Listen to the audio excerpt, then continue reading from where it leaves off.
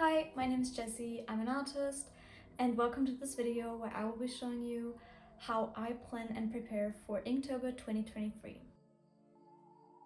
The last time I fully committed to this challenge was in 2019, and back then I was really confident about my art. I was really in practice, I drew every day, and that has changed. I mean, I draw every day for work as a graphic designer and illustrator, but for personal projects I don't draw daily, and that's a habit that I really want to include in my day-to-day basis. So in 2019 I even made my own Grimtober list, and maybe a few of you watching this video even joined this list back then. I was really proud of the pieces I did. I felt my style was very cohesive, the colors were very beautiful, fall themed, and everything made sense. And I think drawing for 30 days helps you develop your style, even if you're not studying anything in particular, like from references, anatomy, or anything else. But I think even the fact that you are drawing every day will make drawing easier and you will develop your skills. So in order to recreate the success I had in 2019, there are a few to-dos that I want to check off. So first off, we want to make a mood board and choose a theme for this whole challenge. Then we want to create a color palette, find brushes because I'm really struggling with my brushes, and then we need to brainstorm before we finally head into sketching. This year I'm joining Map's Drawlloween club, and I'm so excited to join this challenge.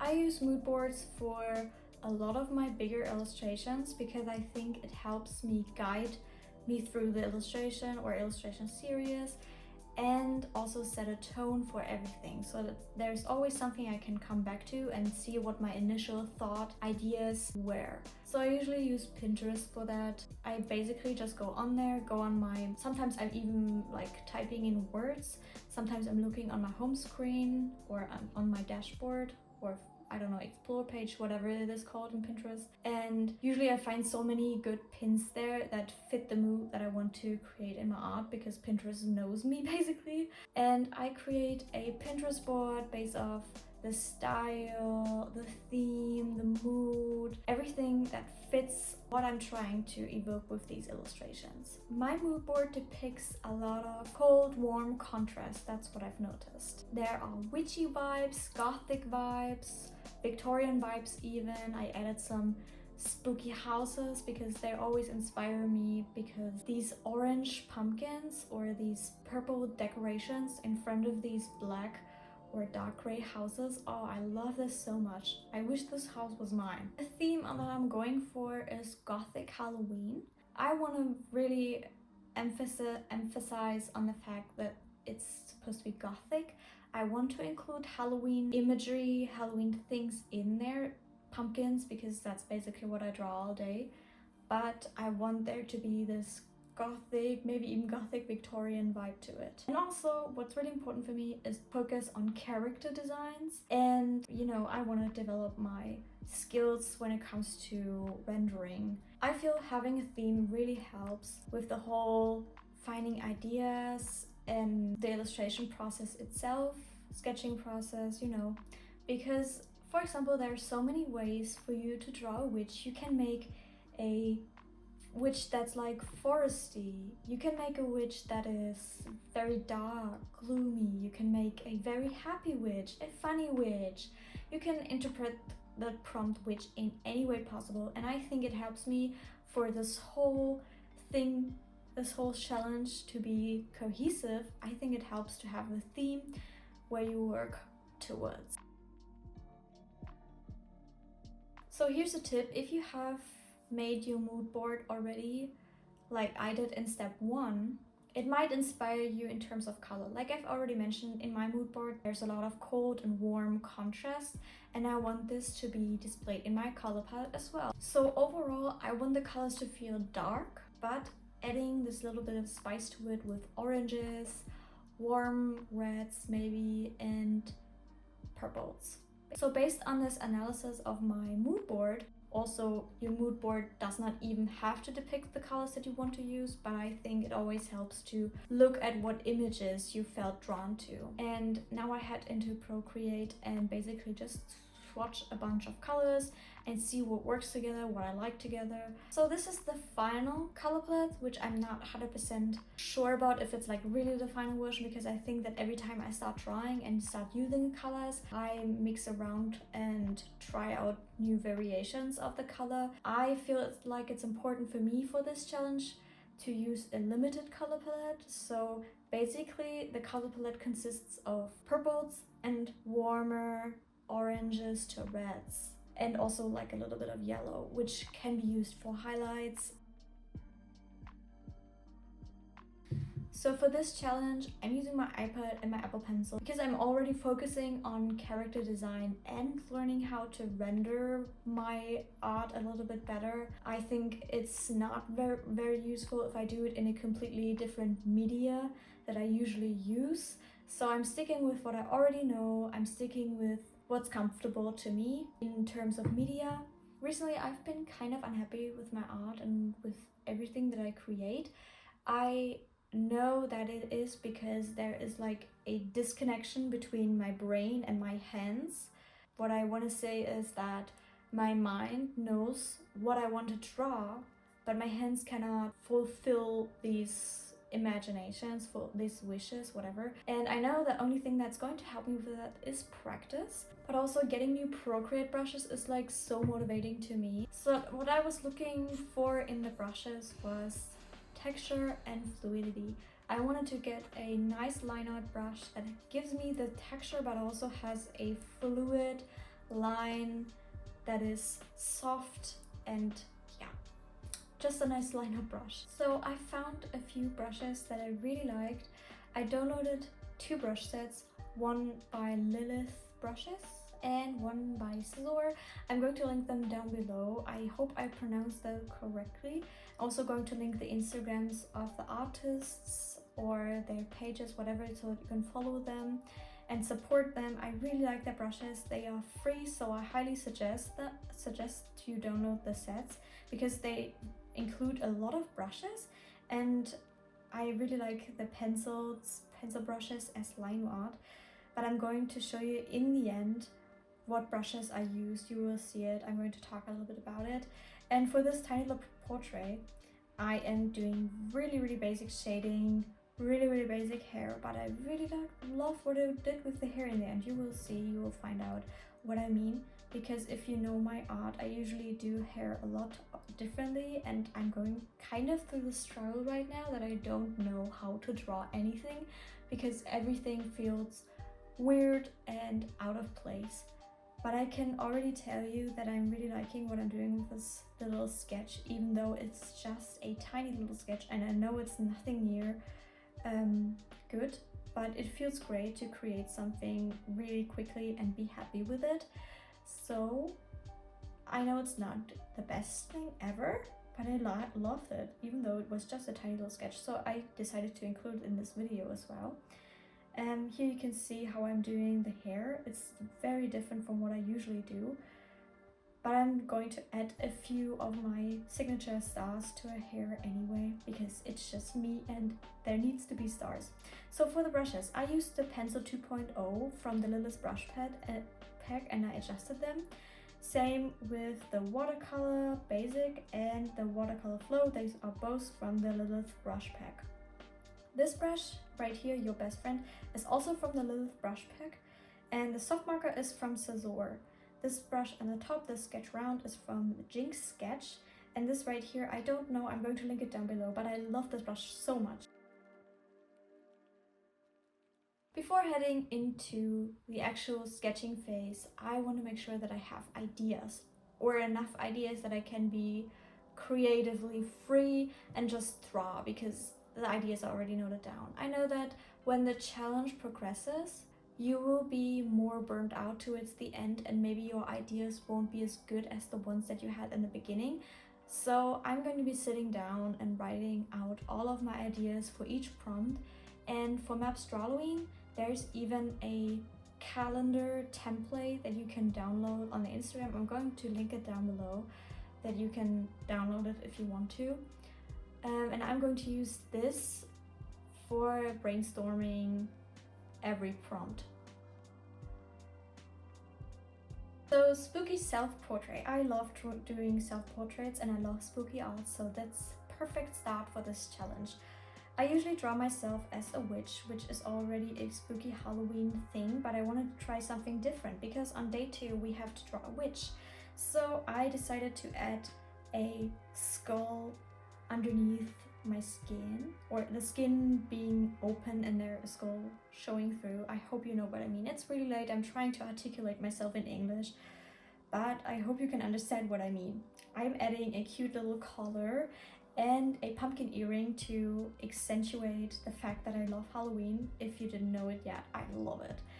And I added this witch's head, which I'm going to delete later because, like I said, we have witch on day 2, which I noticed while drawing the witch's head, so I'm going to take it off very soon.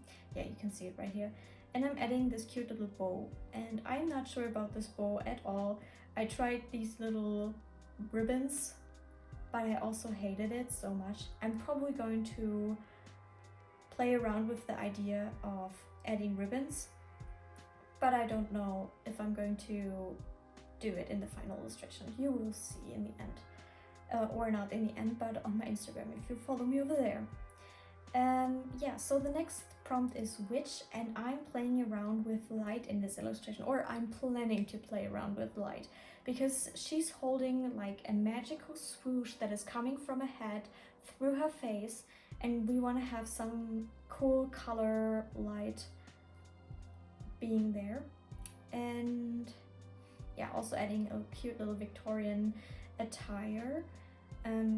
That's what I've really missed in my art. I haven't drawn Victorian and Gothic type of dresses in a while, and I really miss it.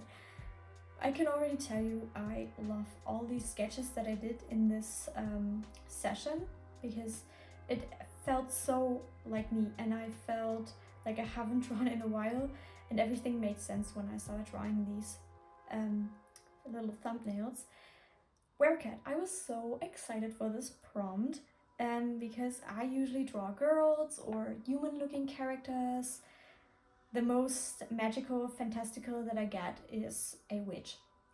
So I'm really excited to make a character that has some humanness, like that has some human aspects to it, but is clearly not human. It is some form of werewolf cat situation, and I was highly inspired by this werewolf cat that is an actual breed.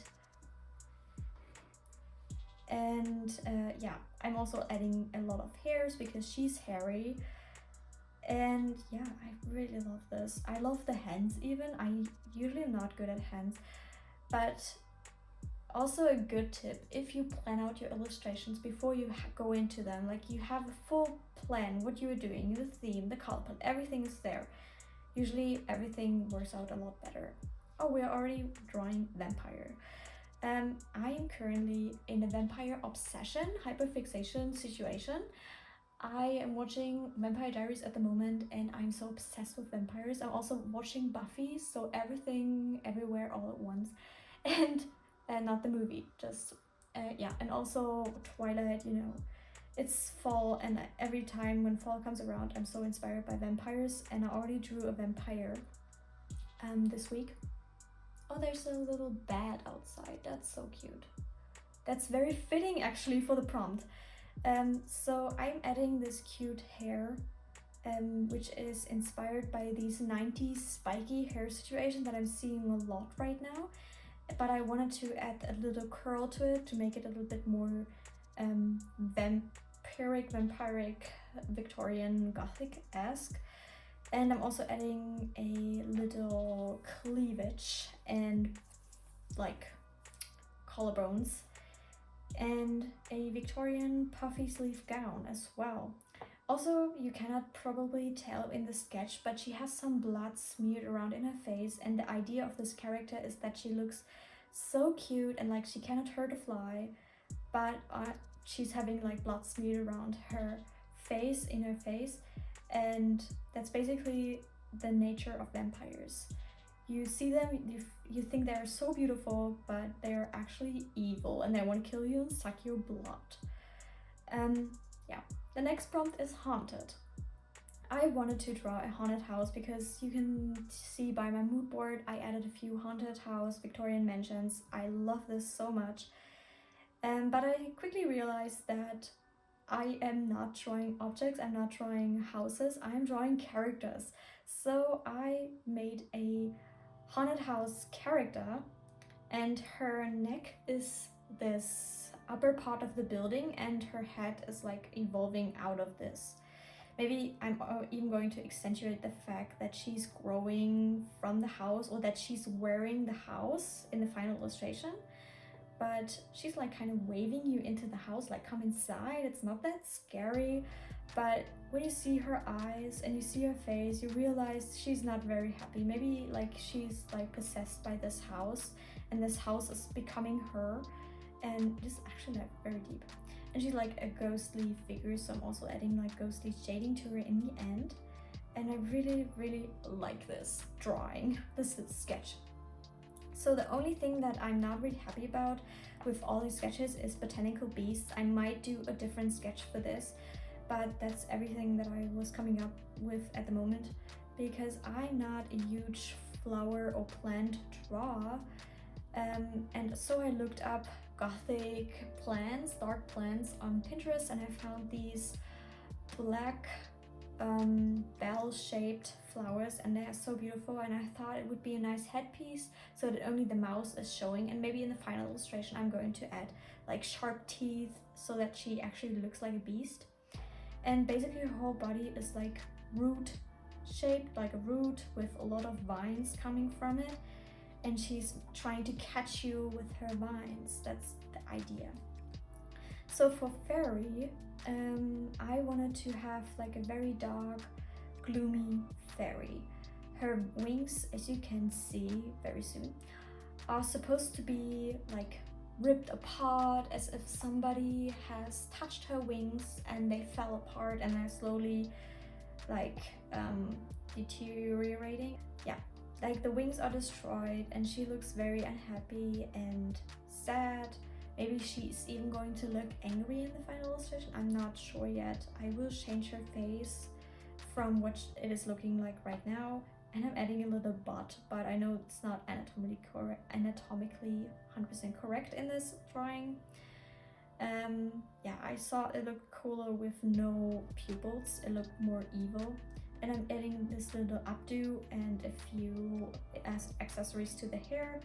And yeah, it looks cute, I guess. So these are all the sketches that I'm doing for this video, but I'm going to take some time on Sunday or Saturday to fill in this entire spread with my ideas. And since I've already wrote all of them down, it's going to take me not that long, and they're just some cute little thumbnails. I hope you enjoyed this video and you took something from it. So the steps are moodboard color palette tools, brainstorm, and begin sketching.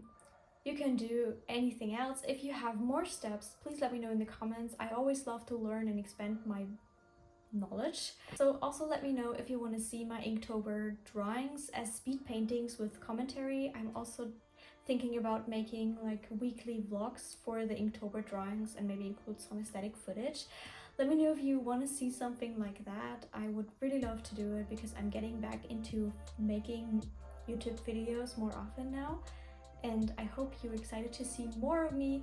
If you want to, then please hit the subscribe button, and if you don't want to see any speed paintings of my Inktober art, that's fine, but you want to still see the Inktober final pieces, you can go to my Instagram and you can follow me on there, because I'll post my art very frequently over there. So yeah, thank you so much for watching. See you in the next video. Bye.